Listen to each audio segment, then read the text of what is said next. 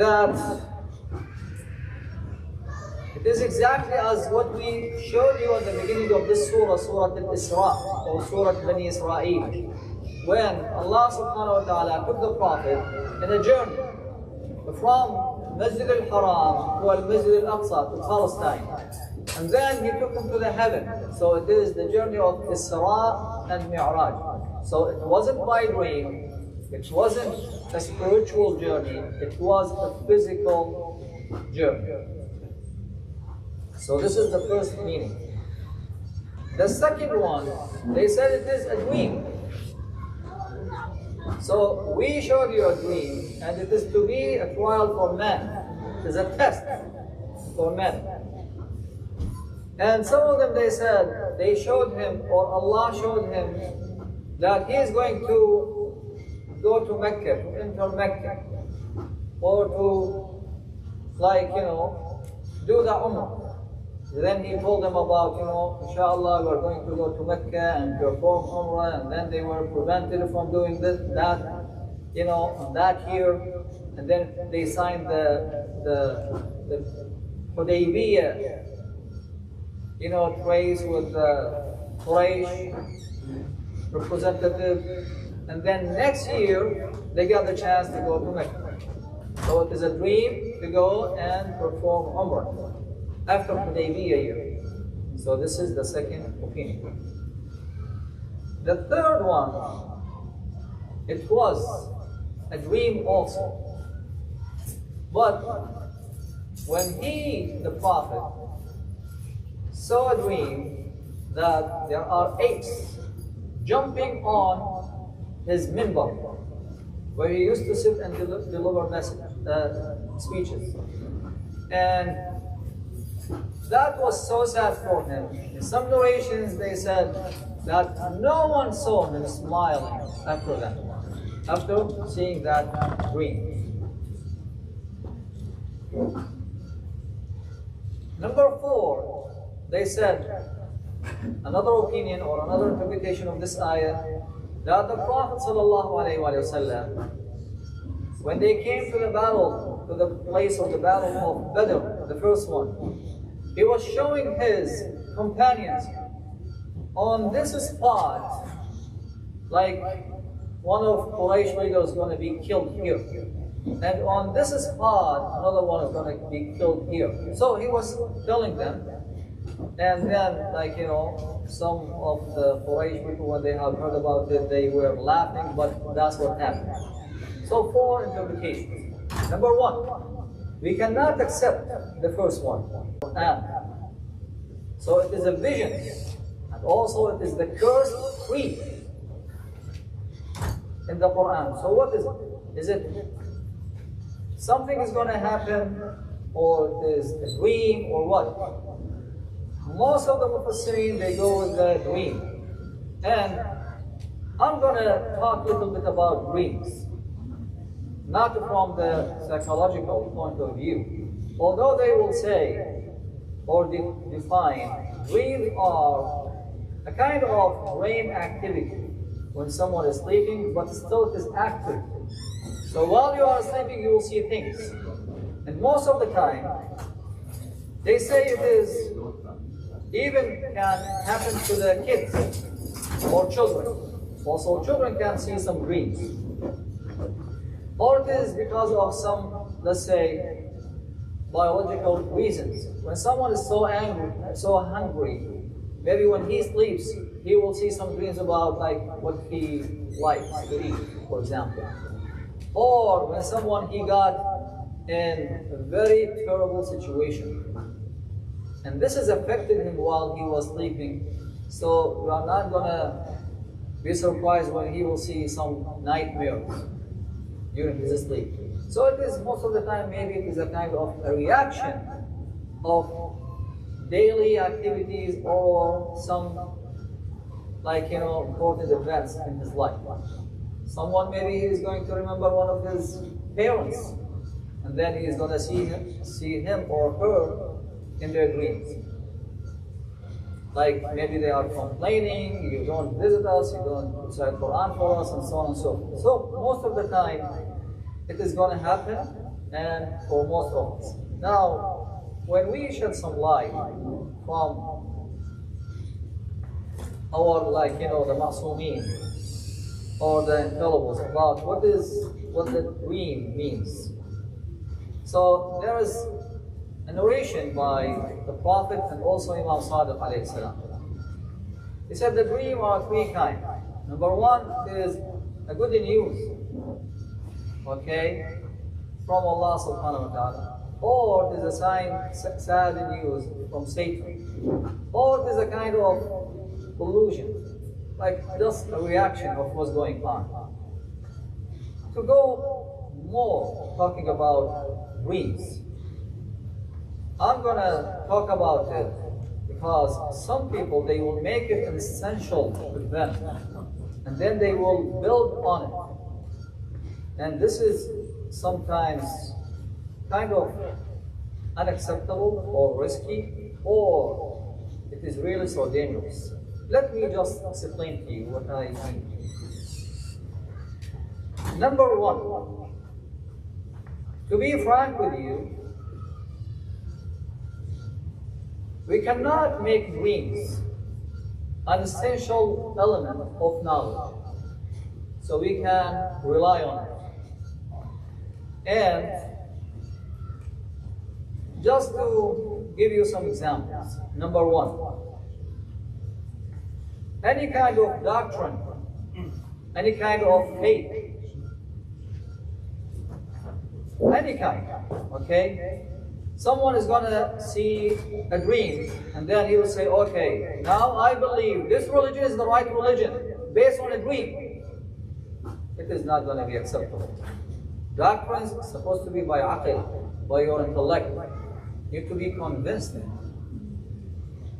this is the right thing. Because Allah subhanahu wa ta'ala, when He sent His messengers to talk to people, He used logic. And we have a narration saying that messengers are two kinds.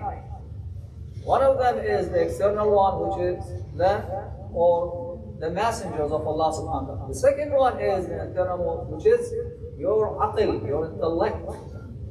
It's going to lead you to believe in Allah subhanahu wa ta'ala. Or someone will say, okay, I saw a dream and this is the right sect. No way, it won't be acceptable. Number two, someone is going to say, okay, I saw a dream, Imam came to me and he told me smoking is okay, it's not forbidden. Can I rely on that? Definitely not. Okay. Not acceptable. You cannot rely on it.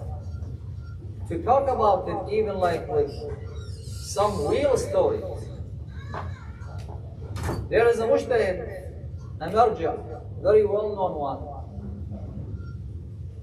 His name is Sayyid Kazim al-Hayri, and maybe you have heard about him. Recently he resigned from his duties as a marja. In one of his classes, he was talking to his students. And one of his students asked him, if I saw Imam Mahdi Ajjallahu Ta'ala Faraja on the dream, and he told me, you have to do this, like a kind of, let's say, Islamic ruling, should I believe in him or in you? He said, no, you need to follow me. I am your marja, you need to follow me. He said, even though that the Imam Hujjat Ajjallahu Ta'ala, he came to me in the dream and he told me that, he said, yes. Because Imam Hujjah, Ajjallahu Ta'ala Faraja, he's not going to lie to us. When he said to us, you need to follow the ulama, the maraja. Okay? So this is number one. Number two, who told you that this is Imam Hujjah? Who knows the face or how he looks like? No one. So, when it comes to the Islamic rulings, we cannot rely on dreams. Imam Sadiq alayhi salam was saying, when someone was talking about, someone saw a dream about adhan, how it is going to be recited, he said, kadhibu, they lie. Imagine what he said. Kadhibu, فإن دين الله عز وجل أعز من أن يرى في النوم. These are essential things in Islam, in our religion, that cannot be based on a dream.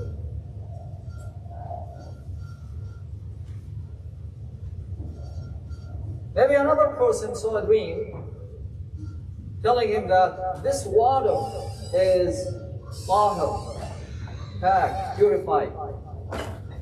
Can you rely on that? So no, you can't. Some speakers, maybe they will use some dreams. Some stories about some dreams, someone saw this and that. Maybe they don't have enough knowledge, maybe they just want to emphasize the concept that they were talking about, but this is a kind of risky way. Why? Number one, because they will say, okay, look at Muslims. Their education based on dreams. How can you rely on it? Where is the Quran? Where is the narration? Where is your ulama? Why don't you rely on Quran? If you believe Quran, talk about everything with the Sunnah of the Prophet ﷺ, as our ulama are saying, so why we are relying on the dreams? Doesn't make any sense. Number two, many of these common dreams, which is like, among our communities, very popular, maybe it is not. It doesn't have any base, like this one. Someone decided to steal the visitors of Imam Hussein alayhi salam. While he intended to do that, he got so sleepy and then he slept. While the caravan was going on its way, so the dust of the camels or horses or whatever came on his clothes. And this person, he's a thug. He wanted to steal money from the visitors of Imam Hussein alayhi salam. He saw a dream that is on the day of judgment. They said, Allah is going to pardon you. Why? Because the dust of the visitors of Imam Hussein alayhi salam on your clothes. You are going to be immune from punishment, go to heaven. We cannot accept this. Even though when you want to give a merit to the visitors of Imam Hussein alayhi salam, but not when you contradict the absolute concepts of Quran. You cannot steal. Okay? And if you are disobedient, you need to correct yourself. Otherwise, what does it mean, tawbah? If you are not going to do tawbah and to correct your actions, what does it mean? إِلَّا الَّذِينَ آمَنُوا وَعَمِلُوا الصَّالِحَاتِ. It doesn't make any sense. So this is the kind of distortion of Imam Hussein's revolution. So we cannot accept it. Another example, someone is going to say, I saw Zahra alayhi salam in my dream, which means that I am related to Ahlul Bayt. I am a Sayyid or I am this and that. Can we rely on that? No, we can't. So many examples, and another real story. During, maybe if I remember it right, it is during the time of Sayyid Abu Hassan or other Marajah in Najaf. Someone built a kind of shrine, small shrine in Najaf or out of Najaf somewhere, and he claimed this is the place where Zahra alayhi salam, Fatimatu Zahra alayhi salam, when she died, they washed her body on this place. And people, naive people, they started to give nazar and some money and so on and so forth. So the Marja summoned that person. He said, what are you doing? He said, I saw Zahra alayhi salam in my dream, and she told me this is the place where I was, my body was washed. He said, listen, We will not believe you what you say when you are awake. You want us to believe you when you saw any kind of dream?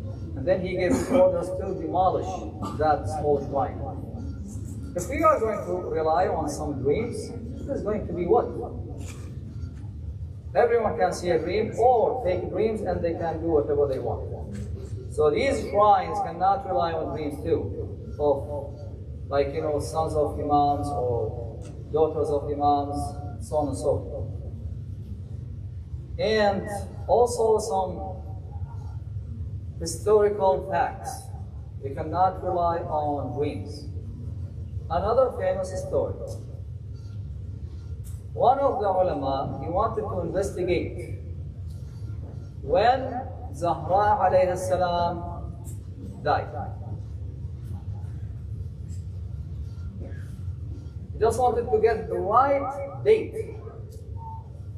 So Zahra alayhi salam came to him in his dream and she told him, there are 3 narrations about the date of Zahra alayhi salam. Based on like after 70 days, okay, 60 days, maybe more. So when she died. So Zahra came to him in the dream, that's what it was said, or narrated. She told him, why you are doing this? You don't want my Shia, my followers, to remember me 3 days? Only 1 day? Then he quit. And he didn't investigate what day he passed away. This is also what we cannot accept, brothers and sisters. Yes, we can see some true visions. For example, someone like with a lightened face came to you and he told you there's a treasure on that place. And you went there, you digged in, and you found the treasure. This is a true vision. Someone who asked Allah subhanahu wa ta'ala to get a boy.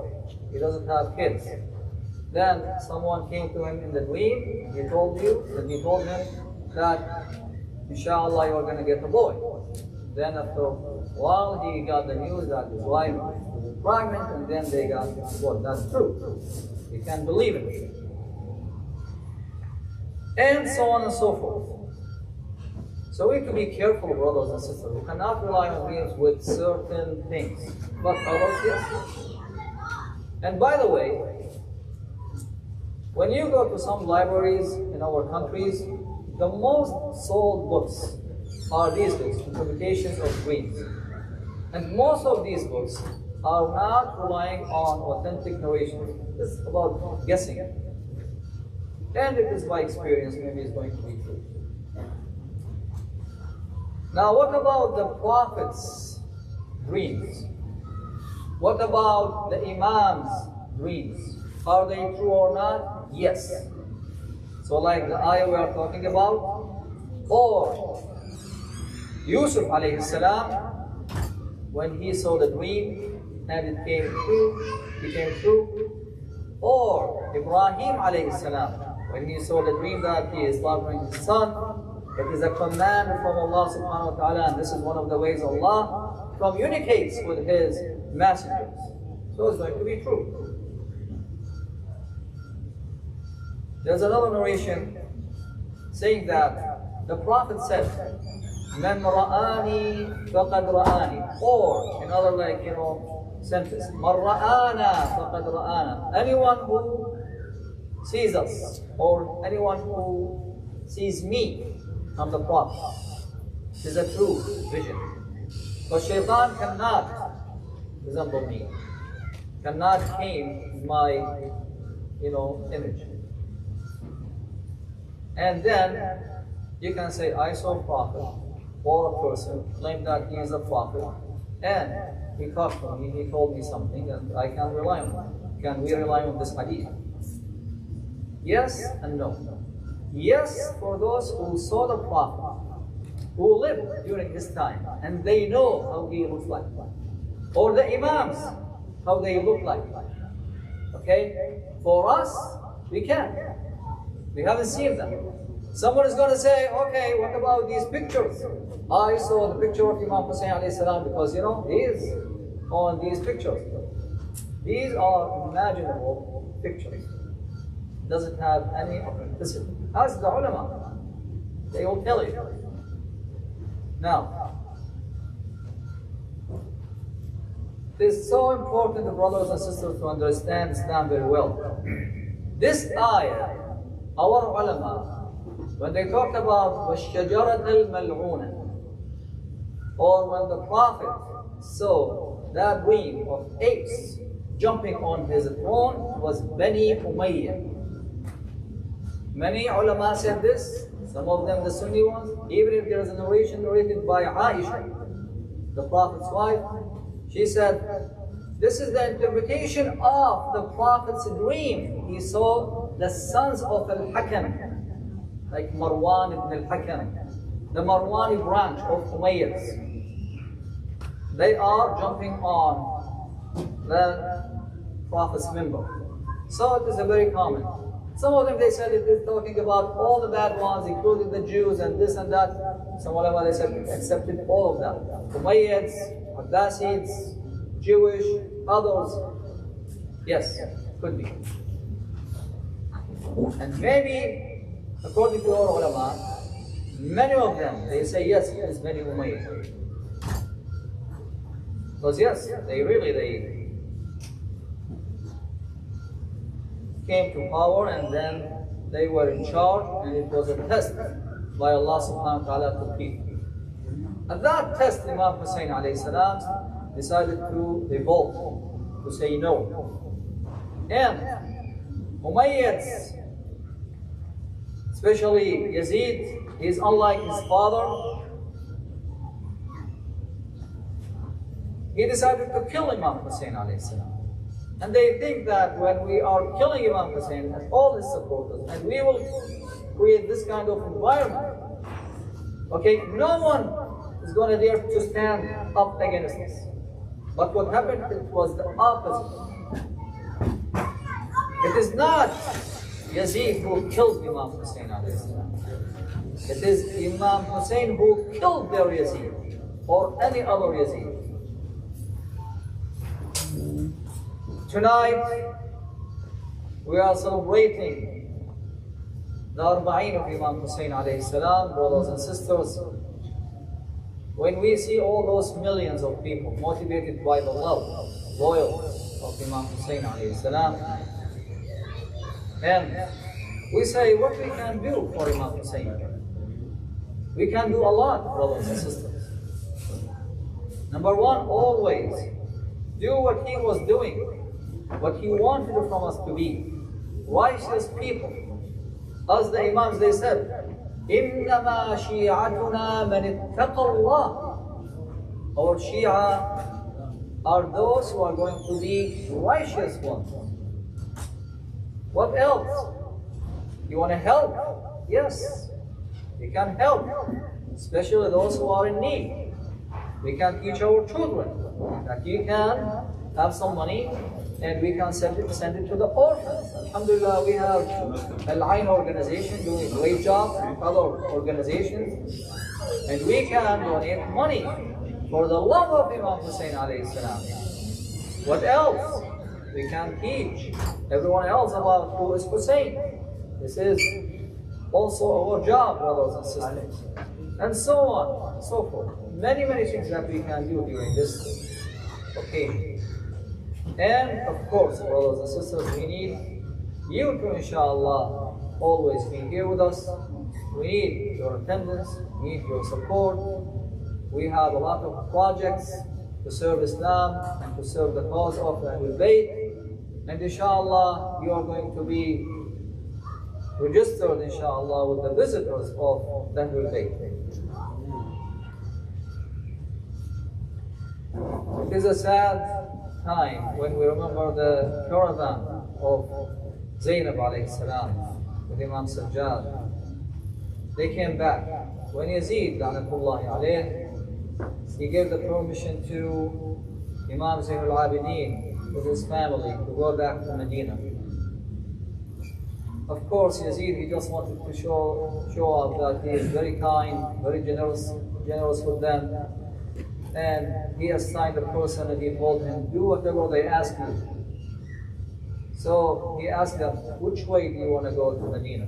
They told him, go to Karbala first. We want to visit the graves of our beloved ones. And when they saw the place, when they were coming, close to the graves of Karbala, as if, Zainab alayhi salam, Kulthum, others, they didn't forget what happened to them. Regardless of all the captive, trial or hardship, they didn't forget what happened. But they remembered Imam Hussein alayhi salam and what happened to him. Abil Fadl al-Abbas, Ali al-Akbar, Abdullah al-Radiya, the Imam's companions, they won't forget what happened. They say, then the women, they came and gathered around her. And then they spread water on her to wake up. Then when she woke up, she said, يا حسين يا حسين يم قبرك لفينا وحسبنا يا أخويا ضيوف جينا. Oh Hussein, we came to visit you. We are coming to visit you and as guests this time. So please accept us as guests. واحسبنا يا أخويا ضيوف اجينا تقعد وشوف الصار بينا. اي والله تقعد وشوف الصار بينا.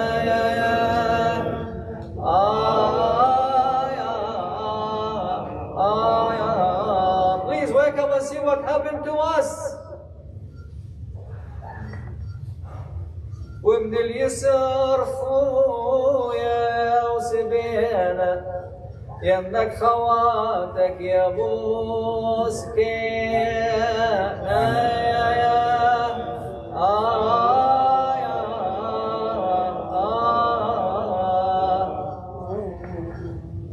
So Imam Zainab alayhi salam, she said, we came from captivity, now we are different.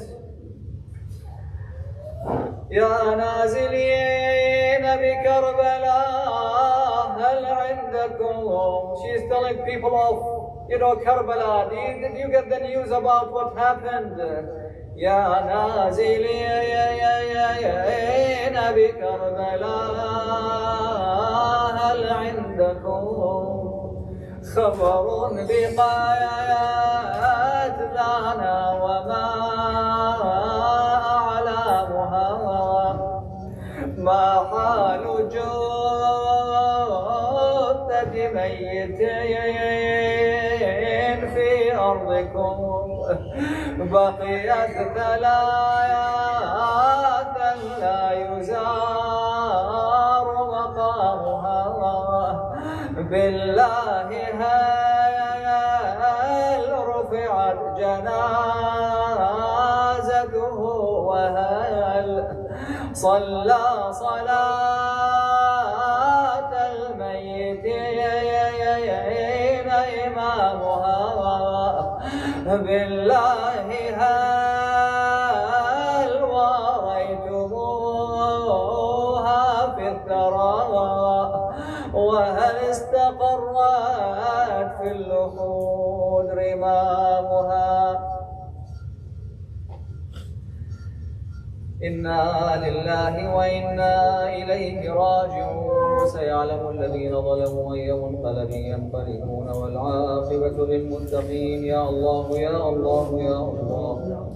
اللهم إنا ندعوك، إنا نسألك وندعوك بحق الدماء الطاهرة التي سالت على أرض كربلاء. اللهم إنا نسألك وندعوك بحق محمد وآل محمد بحوائج المحتاجين. اشف مرضانا ومرضى المؤمنين والمؤمنات وفقنا لمراضيك، جنبنا معاصيك، تب علينا إنك أنت التواب الرحيم الغفور. اللهم اجعلنا مع الحسين وأنصار الحسين. Oh Allah, please register our names with Imam Hussein alayhi salam, supporters and companions. Oh Allah, register our names with the visitors of Imam Hussein alayhi salam these nights. Oh Allah, make us inshallah, give us the chance to visit the shrine of Imam Hussein alayhi salam, inshallah, every year. اللهم إنا نسألك وندعوك بحق محمد وآل محمد أن ترزقنا شفاعة الحسين وشفاعة أهل بيت رسول الله، إنك سميع مجيب الدعاء. إلى أرواح أمواتكم وأمواتنا وأموات المؤمنين والمؤمنات والمسلمين والمسلمات، لا سيما العلماء والشهداء، رحم الله من يقرأ الفاتحة مع الصلوات. اللهم صل على محمد وعلى محمد. بسم الله.